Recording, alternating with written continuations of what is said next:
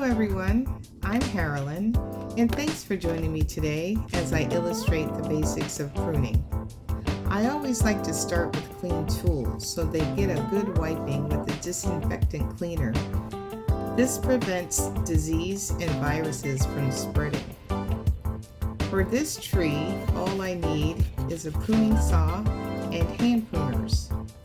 But be sure to wear eye protection and head covering.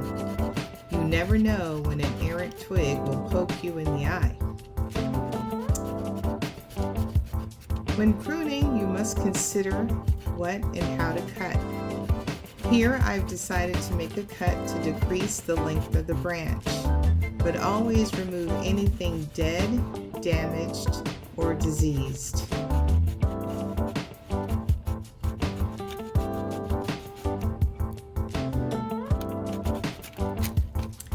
Now that the first big cut is done, I'll evaluate where my next cuts will be.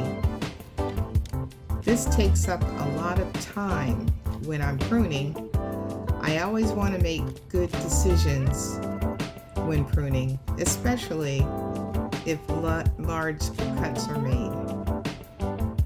Remember, you cannot put the branch back on the tree once it's been cut.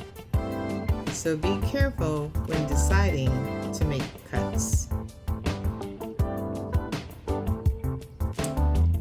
So after looking around for a while,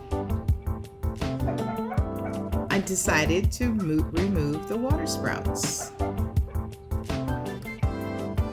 Water sprouts are the new growth on the limbs. They are less than a year old and will not produce fruit.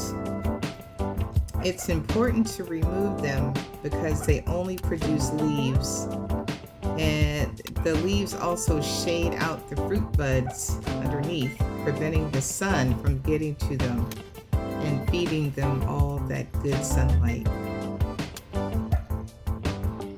Now when you're cutting your water sprouts, you want to make sure that you cut above a leaf node or a fruit bud, and make sure that fruit bud is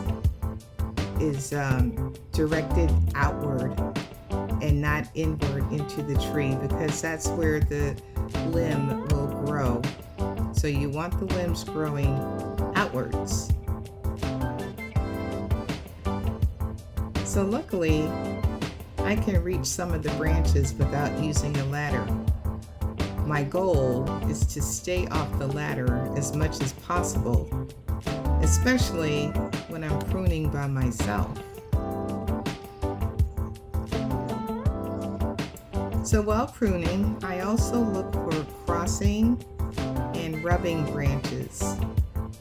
You may correct this by reducing the size of the limb or remove the limb altogether.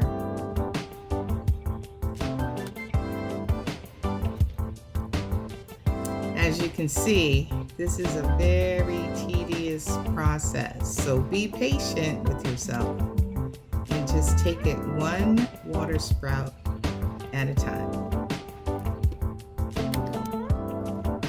If you have any questions about pruning your fruit tree, you can always get in touch with me at harolynshobbyhouse@gmail.com.